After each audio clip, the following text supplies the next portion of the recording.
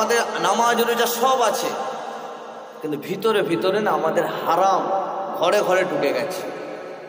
বন্ধনের লোন, গোষ্ঠীর লোন ঢুকেছে না? ঢুকে সব নামাজ রোজা কোরআন তেলাওয়াত সব ভালো, গ্লাস দেখতে ভালো, তলা ফুটো থাকলে যেমন সব বেরিয়ে যায়, তারপরে এইগুলোর সঙ্গে যদি আমরা জড়িত থাকি সব নষ্ট হয়ে যাবে, সব বেকার হয়ে যাবে। তাই তো আল্লাহ কোরআনে বললেন ইয়া আইয়ুহাল্লাযীনা আমানু, কি বললেন? ইত্তাকুল্লাহ, বান্দা আগে ভয় কর, আগে গিলাসটা ঠিক কর বান্দা, তলাটা ফুটো আছে, আগে ইমানের পাত্রটা ঠিক করো। তাই তো আশিকে রসুল সুলতানুল ওয়াইসিন ছোট হুজুর পীর কেবলা রহমাতুল্লাহ একটা ওয়াজ করতেন, ক্যাসেটে শোনা আছে কানে, লাখো মুসলমান হে মাগার ইমান মে কামিল নেই। পৃথিবীতে আজকে আমরা কোটি কোটি মুসলমান, তারপরেও মার খেচ্ছে কেন? ইমানের কামালিয়াত।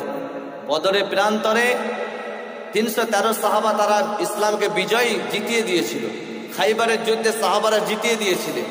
আজকে এসে আমরা সেই সংখ্যাটা দাঁড়িয়েছে কোটি কোটি, আমরা জিততে কেন পারছি না? ইমানের জায়গায় খারাপ হয়ে গেল। তো যাদের বাড়িতে এরকম লোন টোনগুলো আশা নিচ্ছেন, আল্লাহর ওয়াস্তে আমি কাউকে হাতও তুলতে বলবো না, হক কথাটা বলে যাচ্ছে। যদি নেন, আমল আছে অনেক, গিলাস দেখতে ভালো, তলা ফুটো বেকার, আমল আছে অনেক, বেকার হয়ে যায়। আপনি কি চান 10,000 20,000 টাকা 30,000 টাকা জিনিসটা ঘরে ঢুকিয়ে? কোনো পাগলও আছে কি এটা চাই যে আমার আমলটা নষ্ট হয়ে যায়? এটাকে আমরা চাই? তো এইগুলো থেকে বেঁচে থাকার চেষ্টা করবো। আল্লাহ পাক যেন তৌফিক দান করেন। সকলেই পড়েন আল্লাহুম্মা আমিন।